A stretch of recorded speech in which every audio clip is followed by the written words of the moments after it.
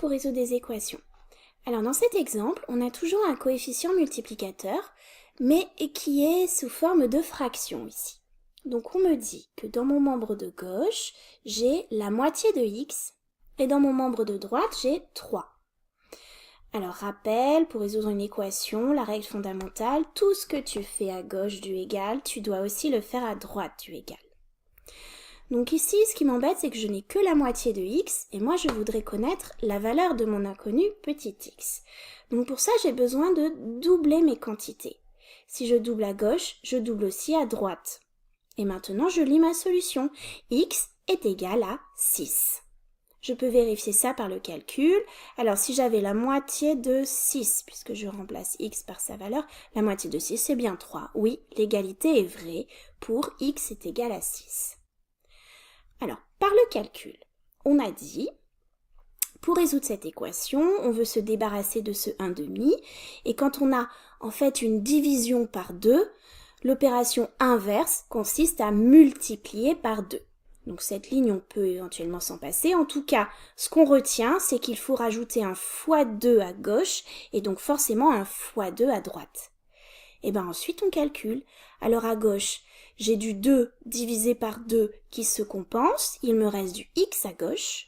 Et puis à droite, je calcule aussi, 3 fois 2 est égal à 6. J'ai retrouvé ma solution par le calcul. Un deuxième exemple, avec une fraction, attention, qui est de la forme de 4/3 de x, qui est égal à 8. Alors c'est ce 4/3 qui m'embête, parce que moi, en fait, je voudrais m'en débarrasser pour connaître la valeur de 1x. Et là, ça fait appel à vos souvenirs sur les fractions. Comment se débarrasser d'un 4/3? Quelle est l'opération inverse d'une multiplication par 4/3? Eh bien, il s'agit de multiplier par 3/4, c'est-à-dire l'inverse de 4/3.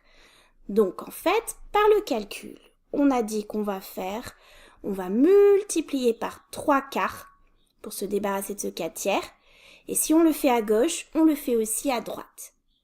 Donc, par le calcul, finalement, j'ai du 3/4 fois 4/3 de x. Mais attention, on peut l'écrire comme on veut, là. Et puis, à droite, j'ai du 8 fois 3 sur 4. Donc, je sais que tout ça va se simplifier. Le 3 se simplifie avec le x3, le x4 avec le x4. Finalement, à gauche, il ne me reste que du x. C'est exactement ce que je voulais faire. Et puis, à droite, je peux calculer dans l'ordre, dans le sens que je veux. En tout cas, si je fais 8 divisé par 4, tiens, ça fait 2. Et puis 2 fois 3, ça me donnera 6. Je retrouve ici aussi la solution de cette équation.